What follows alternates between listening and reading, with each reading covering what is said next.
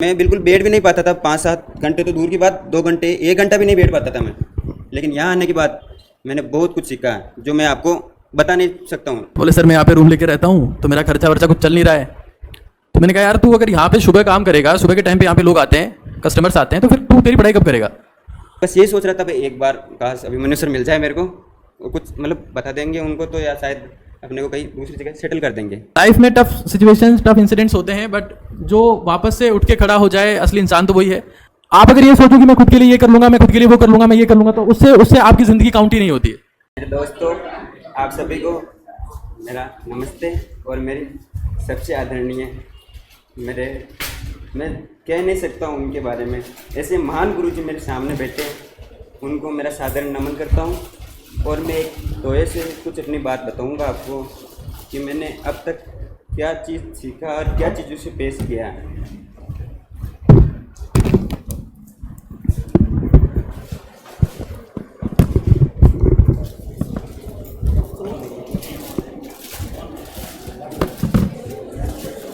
मेरे को ऐसे तो कुछ आता नहीं है, लेकिन आपको मैं कुछ बता रहा हूँ।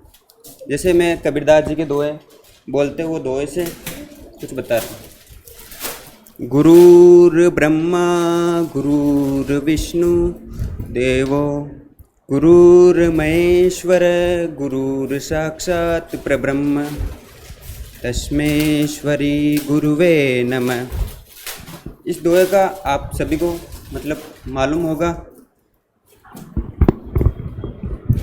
भाई हमारे सामने गुरु और ईश्वर दोनों ही खड़े हैं, लेकिन पहले हमको किनको प्रणाम करना चाहिए? तो पहले हमें गुरु को प्रणाम करना चाहिए, जो हमारे को ईश्वर प्राप्ति का रास्ता दिखाते हैं। और मैं कुछ अपने अब तक, जैसे अभी मैं सेल्सियस में पढ़ रहा हूँ, तो इन सब की देन मेरे गुरुजी ही है। इन हालातों में मैंने, वैसे तो मैं यहाँ 2018 या 19 के अंदर आ गया था। मैंने 12th केकड़ी से किया था, और केकड़ी करके फिर बाद में अब जैसे मेरे दोस्त आए थे यहाँ पे, उनके साथ सभी के साथ आ गया था मैं यहाँ पे। भाई चलो डॉक्टर की, अल्लाह की सपना था पहले, मतलब डॉक्टर बनूँगा मैं, और मैं तैयारी भी करने आ गया था। लेकिन कुछ परिवार के हालात भी ऐसे थे, भाई चलो शुरू में तो मेरी सहायता कर दी बहुत, भाई हाँ भाई पढ़ेगा, और मैं होशियार भी था मतलब पढ़ाई में भी, और अच्छा रिजल्ट भी रह रहा था स्कूल में, 12वीं तक सब कुछ हो गया था। फिर मैं आया, तैयारी भी करने लग गया था, लेकिन मेरे को कुछ मालूम ही नहीं भाई, इतना मैं बिल्कुल बैठ भी नहीं पाता था, 5-7 घंटे तो दूर की बात, 2 घंटे 1 घंटा भी नहीं बैठ पाता था मैं। लेकिन यहाँ आने के बाद मैंने बहुत कुछ सीखा है जो मैं आपको बता नहीं सकता हूँ। मैं डिसिप्लिन लाया, कुछ बैठने की क्षमता भी पाई, और मतलब 2018 मैंने तैयारी की, हालांकि मेरे कम नंबर रहे, मैं बहुत डिमोटिवेट हो गया और कॉलेज करने लग गया। मैं बीएससी कर रहा हूँ यहाँ जीसीए से, मेरी 3rd ईयर भी हो गई, मतलब फर्स्ट ईयर में 2019-18 के अंदर ही आ गया था, आपको बताया था जैसे भी। तो कॉलेज चलता रहा, और मेरा एक दोस्त था मनीष, उसका अभी पिछले साल ही बीएचयू में सिलेक्शन हुआ। वो मेरा सबसे प्रिय मित्र था, जैसे आप मानो, मैं उसको मेरा गाइडेंस मानता हूँ। जैसे ये सर है, वैसे लिए मेरा मनीष, चाहे वो मेरे से छोटा है, लेकिन मेरे लिए तो वो आइडियल, अब भी आइडियल ही है। क्योंकि कुछ होता है ना भाई, कुछ अपने को दिखता है भाई वो आगे जाके बहुत कुछ करेगा। हालांकि मेरे दोस्त सभी जानते हैं भाई वो होशियार है, इस वजह से ये आइडियल मानता है, लेकिन वैसा नहीं है। मेरे को एक दोस्त की तरह भी था वो, और मेरा जैसे कृष्ण भगवान के लिए उनके गुरु थे, वैसे अर्जुन के लिए कृष्ण थे, वैसे ही मेरे लिए मनीष था है, और अभी वो बीएचयू में। लेकिन इन हालातों में अभी मैं तैयारी वापस जुड़ा उसके कहने पे, और कुछ हमारे घर वालों ने भी सपोर्ट किया हुआ, चल ठीक है भाई बीएससी हो गया, अब क्या करेगा आगे जाके। मैं सोचा भाई एमएससी करके कुछ ना कुछ कर ही लेंगे। लेकिन यहाँ आने के बाद लगा मेरे को भाई, देखते हैं भाई जो जैसी कट रही वैसी ज़िंदगी ठीक है, लेकिन घर में हालात ख़राब थे। जैसे अभी आपको बताऊंगा तो बहाना चल रहा है, ऐसा कुछ बोलेंगे। हालांकि मैंने हिमांशु सर से बहुत अच्छी बात सीखी है, वो बिल्कुल सत्य कहते हैं, जो होता है बिल्कुल अपनी छवि दिखा देते हैं। और मैं मानता हूँ ये सर, इनकी सब बयान नहीं कर सकते अपन, ऐसे महान गुरु जी है अपने साथ। मैं अब पैसे की दिक्कत आई, अब वापस केकड़ी गया, तो घर वाले बोले वाह चलो यहीं से पढ़ लेना, जो होता है काम धंधे करो। अब क्या करेगा, खेती कर लो, खेत है, हमारे खेत है, खेत भी कर रहा था। तो फिर देखा भाई अब ये ज़िंदगी तो कुछ झंड हो गई अपनी, तो कुछ कर ही नहीं पाएंगे आगे। सॉरी सर कुछ फिर बाद में अब मैं सोचा भाई चलो कुछ भी होगा भाई अपन तो अजमेर चलते हैं, कुछ काम करके और पढ़ाई कंटिन्यू करेंगे, क्योंकि एक दूसरा मेरे को दिख ही नहीं रहा था भाई, इसी में कुछ कर लेंगे। तो मैं पढ़ाई करने आ गया था और कुछ जॉब की तलाश ढूंढ रहा था इधर उधर। भाई अब मैं सोच लिया था भाई अब करना है तो अपने दम पे ही करना है। अब मम्मी पापा की हिम्मत नहीं है कितना भाई वो अपने को सहायता कर सकें। अपन भी 20 साल के हो गए भाई, कितनी अपनी सहायता करेंगे वो। तो मैं खुद ही इधर ढूंढ रहा था, इधर जैसे ये मार्टिन ब्रिज से ये श्रीनगर रोड है, इधर जॉब निकल के लिए एक एक दुकान पर जाके ढूंढ रहा था अपनी जॉब। भाई अपन जॉब भी कर लेंगे साथ में और पढ़ाई भी कंटिन्यू करेंगे। फिर मेरे को मैं बस यही सोच रहा था भाई एक बार काश अभिमन्यु सर मिल जाए मेरे को, और कुछ मतलब बता देंगे उनको तो, या शायद अपने को कहीं दूसरी जगह सेटल कर देंगे। तो मेरे को सच में मेरी बात, मैं जहाँ रहता था वहाँ से मकान मालिक को बोल के निकला था भाई। वो बोले भाई यहाँ श्रीनगर रोड पे मिल ही जाएगी। मैं ठीक है चलो। फिर मैं निकला, यहाँ एक दुकान पे गया और सामने मतलब जैसे कहते हैं ना भाई भगवान की दूत आ जाता है, वैसे मेरे सामने अभिमन्यु सर आ गए। और अभिमन्यु सर को बताई अब मेरे फ़ोन करना है। ठीक है, अभिमन्यु सर ने मेरे नंबर लिए। मैं फिर बाद में 10 दिन बाद में मेरे अभिमन्यु सर ने कॉल किया, बोले ठीक है भाई आजा। अब मेरे को ना तो कंप्यूटर की नॉलेज थी ना ही कुछ था, मेरे को आता नहीं था बस। और जो वो बोले ठीक है भाई जब भी होगा काम हम तुमको दे देंगे। ठीक है आ गया। और मैं तैयारी भी अच्छी कर रहा था और पढ़ाई भी मेरी अच्छी हो रही थी अभी इस साल ही। और इस साल ही ऐसी घटना हो गई कि अब जैसे आपको पता नहीं है भाई, मैं गांव से बिलोंग करता हूं, तो गांव में मैं बताना नहीं चाहूँगा लेकिन फिर भी बता रहा हूँ आपको भाई हकीकत में लाइफ कैसी होती है। मेरे बचपन में ही शादी कर दी थी, यानी कि आज 9 साल हो गए थे। मैं 8वीं पास किया था उसके बाद में। तो जैसे 8 साल तक हमारे बेचते नहीं है ऐसे, मतलब कि फिर बाद में उन्होंने मतलब अभी इस साल वो हमारे से पैसों की मांग कर रहे थे कुछ, इस वजह से मैं तो यहाँ पे पढ़ाई भी कर रहा था और जॉब भी कर रहा हूँ यहाँ पर अभी। मतलब नाइट में रहता हूँ, आपको अधिकतर को मालूम है यहाँ पे मैं काम भी करता हूँ। और साथ में अब जैसे मेरे को इस बार श्योर था भाई अपना सिलेक्शन ले लूँगा, और कुछ मेरे गुरुजी की जो मंशा थी वो मतलब कि कर दिखाऊँ कुछ ऐसा भाई। उनको बताया भाई ठीक है भाई तू भी कर सकता है। मेरे को इतना कभी भी कॉन्फिडेंस कभी कहीं पे जाके मैं नहीं बोलता था ऐसे। आज फर्स्ट टाइम आया हूँ तो इनकी वजह से। सॉरी मैं बीच में भटक गया था, कुछ बता रहा था आपको। हाँ वहाँ तो हमारे से वो मेरे ससुराल वाले पैसे मांग रहे थे हमारे से, या तो 1 लाख रुपए दो या लड़की दो हमारे को। तो ठीक है, वो मेरी वाइफ थी, उनको भी भाई कहीं दूसरी जगह नहीं जाना था। हालांकि वो नौकरी वालों की वहाँ उसको भी भेज रहे थे भाई तेरे को अब यहाँ केकड़ी नहीं जाना, तेरे को दूसरी जगह रख देंगे अच्छे जॉब कर नौकरी करता वहाँ पे। लेकिन वो वहाँ पर भी नहीं गई क्योंकि उसको पता था भाई इसमें कुछ बंदे में कुछ है, कुछ तो कुछ, तभी तो आज ये इतने बड़े महान लोगों के साथ रहता है। इनके साथ पूरी रात दिन इनके साथ रहता है तो कुछ कर लेगा, अपने भी खा लेंगे जो भी होगा। हमारे घर वाले भी ठीक थे, लेकिन उसके बाद में उनके घर वाले मना कर दिए तो वो घर वालों को छोड़ के मेरे पास आ गए यहाँ पे। जैसी लाइफ चल रही थी हमारी अच्छी थी। मेरा एक छोटा भाई मेरे साथ रहता और मैं भी, हम तीनों साथ रहने लग गए। ठीक है, धीरे धीरे 5-7 महीने हो गए। लास्ट में अभी 2-3 महीने तो निकले। वो हमारे घर वाले भी राजी हो गए थे, उनके घर वाले नहीं हो रहे थे। अभी भी वो लड़ रहे थे हमारे से। तो अभी क्या हुआ मैं क्या बताऊँ आपको भाई आगे, मतलब कि इतनी स्थिति आगे पहुंच गई थी कि भाई ठीक है भाई अब जैसे भाई हो ही जाता है। तो हमारा भी मतलब कि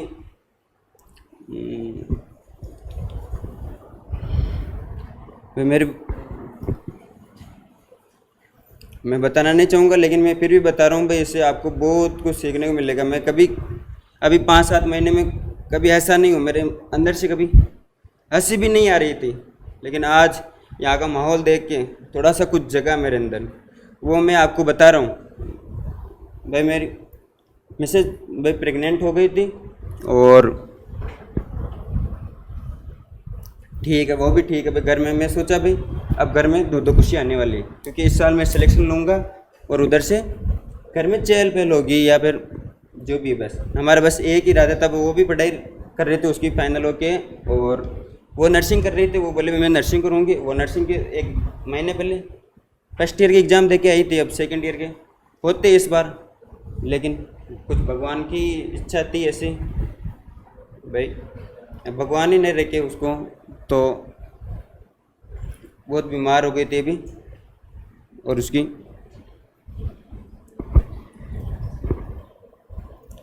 मतलब कि डेथ हो गई थी। हालांकि ये सब मैं बताना नहीं चाहता हूँ, लेकिन फिर भी मैं क्या करूँ भाई, मैं भी गांव से हूँ तो।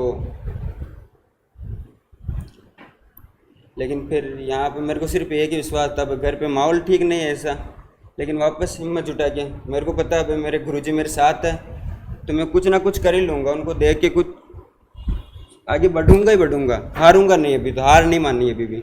हालांकि मेरे 2 महीनों से बिल्कुल पढ़ाई वढ़ाई सब बंद हो गई थी। मैं 20 दिन तक ICU वार्ड के अंदर रहा। ऐसा कुछ हालात देखे, ऐसे इतने बड़े बड़े डॉक्टरों से मिले, लेकिन फिर भी कुछ भी नहीं हो पाया।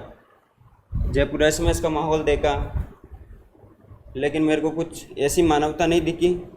मानवता भी थी, लेकिन यहाँ का जो माहौल है सेल्सियस का, आप भले कहीं भी चले जाओ, लेकिन इन गुरुजी को साथ आप ज़िंदगी भर आपके साथ ही रहेंगे। ये भले आपका सिलेक्शन हो या मत हो, आपको एक अच्छा इंसान या कुछ बना के छोड़ेंगे आपको। ये आप भले ही कुछ अच्छे मुकाम पे पहुंच जाओ, लेकिन इन गुरुजी को मत भूलना कभी भी। मेरे आखिर में यही विनती है भाई, आप भले डॉक्टर बनो या मत बनो, अभी जैसा कि ईमान सर ने बताया भाई, एक आप अच्छा इंसान ज़रूर बनना। बस जय हिंद।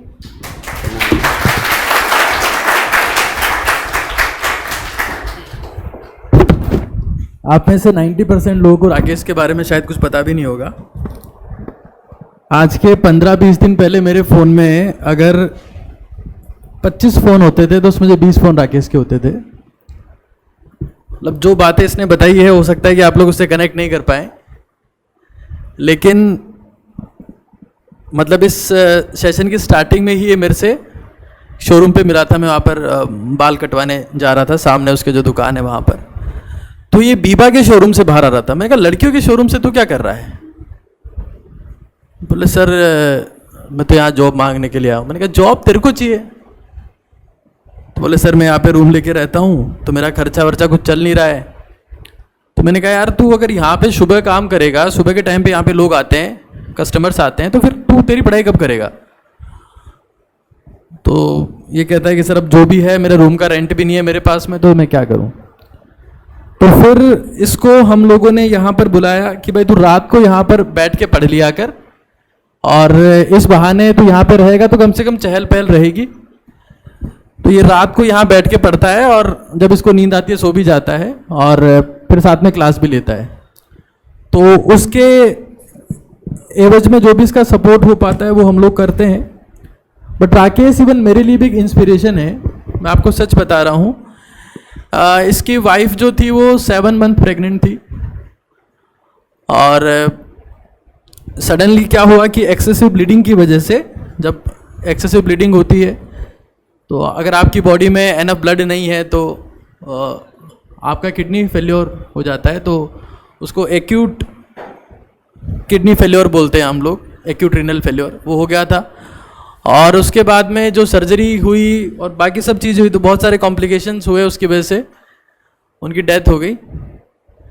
इवन ये मेरे लिए खुद के लिए बहुत शॉकिंग इंसिडेंट था, क्योंकि जो ट्रीटमेंट कर रहे थे जो लोग यहाँ पर जेल में, वो लोग मेरे बैचमेट ही थे। उसमें संसार था, वो भी MD कर रहा है मेडिसिन में, वो कर रहा था। गायनी वाले लोग भी मेरे बैचमेट ही थे।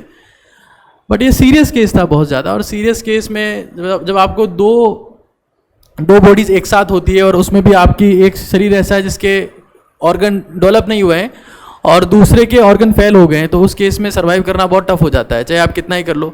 तो हम लोगों ने मतलब कोशिश करके, चाहे उसमें जो डायलिसिस होता है वो प्रोसेस भी करवाया था, किडनी फेल हो गई थी उसकी वजह से, और जो ब्लड ट्रांसफ्यूजन होता है वो भी करवाया था। तो जितनी भी चीज़ें हो सकती थी वो हम लोगों ने करवाई थी। और मैं आपसे भी यही कहूँगा, देखो आपको कई बार लगता होगा ऐसा कि ये टीचर्स हैं, सिर्फ टाइम पास के लिए हैं या सिर्फ फीस लेंगे, इनको कोई मतलब नहीं है। ऐसा नहीं है। आप ज़िंदगी में अगर आपको कोई भी ऐसा इंसिडेंट हो आपकी लाइफ में कि यार कि अब हमें हेल्प की ज़रूरत है, अब हमारा कुछ नहीं हो सकता, तो आप कभी भी हमारे पास में जो हमसे जो मतलब जितना हेल्प हो पाएगा वो हम लोग आप लोगों के करने के लिए तैयार रहेंगे। कभी ये मत सोचना कि हम लोग यहाँ पर फीस के लिए काम करते हैं। मैंने आपको डे वन भी ये बात कही थी कि हमें फीस की ज़रूरत उस लेवल की नहीं है जिस लेवल की आप लोग सोचते हो, अरे नहीं सर यहाँ तो बस कुछ नहीं है। तो हम स्टूडेंट की हर एक लेवल पर, अभी ये जो बच्चा है राकेश, ये यहाँ पर मनीष को लेके आया था। अभी मनीष का इस साल सिलेक्शन हो गया BHU में, उससे पहले तैयारी करने ये आया था। तो हमें उम्मीद ये थी कि इस बार राकेश का भी हो जाएगा और हम एक्सपेक्ट कर रहे हैं कि इसका सिलेक्शन हो जाएगा। हर शाम को मैं इससे मिलके जाता हूँ और हर शाम को इसकी आंखों में कुछ उम्मीद होती है कि सर मेरा कुछ हो जाएगा, मेरा कुछ हो जाएगा। सेल्सियस में जो आखिरी इंसान होता है नॉर्मली मैं जिससे मिलके जाता हूँ वो राकेश होता है। तो बहुत सारे ऐसे इंस्पिरेशन हैं यहाँ पर, मतलब हमारे साथ में ऐसे स्टूडेंट रहे हैं जिनकी ज़िंदगी में बहुत टफ सिचुएशंस रही हैं और वो आगे बढ़े हैं। और मैं मतलब उम्मीद करता हूँ, देखो लाइफ में टफ सिचुएशंस, टफ इंसिडेंट्स होते हैं, बट जो वापस से उठ के खड़ा हो जाए असली इंसान तो वही है। बाकी तो ठीक है, ज़िंदगी तो चल ही रही है। इससे पहले भी कई ऐसे केसेस रहे हैं जहाँ पर हालात बहुत टफ थे और वो लोग आगे सक्सेसफुल हुए। तो आप सभी लोगों से यही रिक्वेस्ट करूँगा मैं कि अगर राकेश को भी किसी फॉर्मेट में, किसी भी चीज़ में, अगर कोई कुछ कंटेंट में या मटेरियल में अगर आपकी हेल्प अगर ये मांगता है तो आप उसकी हेल्प करने की कोशिश करिएगा। और आप लोगों को भी अपनी लाइफ में कभी कोई ऐसे हालात आए जब आपको कुछ हेल्प की ज़रूरत पड़े, किसी भी फॉर्मेट में आपको कह रहा हूँ मैं, चाहे वो फाइनेंशियल हो, चाहे वो मैं वॉट एवर हेल्प, अगर आप कुछ काम करना चाहें यहाँ पे या कुछ भी आप करना चाहें तो हम लोग हमेशा आपके लिए तैयार रहेंगे। देखिए इम्पॉर्टेंट चीज़ यही है कि दुनिया आपको ऐसे ही नहीं मानती है, आपको दुनिया के लिए कुछ करना पड़ता है और वही आपका रियल एग्जिस्टेंस होता है। आप अगर ये सोचो कि मैं खुद के लिए ये कर लूंगा, मैं खुद के लिए वो कर लूंगा, मैं ये कर लूंगा, तो उससे आपकी जिंदगी काउंट ही नहीं होती है, वो आपकी लाइफ काउंट नहीं होती। लाइफ आपकी तभी काउंट होती है, मतलब जिंदा रहते हुए आपकी गाड़ी के साथ में कितनी गाड़ियां चलती है वो बहुत सेकेंडरी चीज है। मरने के बाद में जो आपकी सब यात्रा है उसमें कितनी गाड़ियां चल रही है, उसमें कितने लोग चल रहे हैं, उससे पता लगता है कि आपने जिंदगी कैसे जी है। तो ये सच्चाई है। तो बहुत सारी स्ट्रगलिंग कहानियां यहाँ पर है। अभी राकेश शायद उसको प्रॉपरली एक्सप्लेन नहीं कर पाया, but he is not getting support from family और बाकी जो भी चीजें हैं, कोई इसको किसी फॉर्मेट में सपोर्ट नहीं करता। ये खुद के लेवल पर जो कर सकता है वो कर रहा है। और ऐसे इससे पहले भी कई लोग ऐसे रहे हैं जो इन हालात में सक्सेसफुल हुए हैं। अंशु हमारे पास एक एग्जाम्पल थी। हर साल कोई ना कोई एक ऐसा एग्जाम्पल रहता है, but he has very tough life. आप लोग सोचते हो ना कि आपकी ज़िंदगी बहुत मुश्किल है, आप में से कोई भी ऐसा नहीं होगा जिसकी ज़िंदगी इतनी मुश्किल हो जितनी राकेश की है इस बैच में। तो everyone is struggling in his life. तो हमें हर एक इंसान की इज्जत करनी चाहिए, उसका सम्मान करना चाहिए, वो सबसे इंपॉर्टेंट चीज़ है। ऑलराइट, राकेश और कुछ कहना चाहेंगे आप? यहाँ पे गुरुजी ऐसे सिलेक्शन देख के छोड़ नहीं देते हैं। यहाँ से गुरुजी आपको बता रहे थे सर, 20 दिन तक मैं कंटिन्यू डेली बात करता था एपी के सर से और डेली बताता था, रिपोर्ट देता था और चेक करता था। लेकिन यहाँ सर एक फैमिली की तरह, फैमिली से बढ़कर दिल से कनेक्ट होते हैं बिल्कुल सर। यहाँ बस मैं इतना ही कहना चाहूँगा कि बस यहाँ का माहौल आपको कहीं भी नहीं मिलेगा।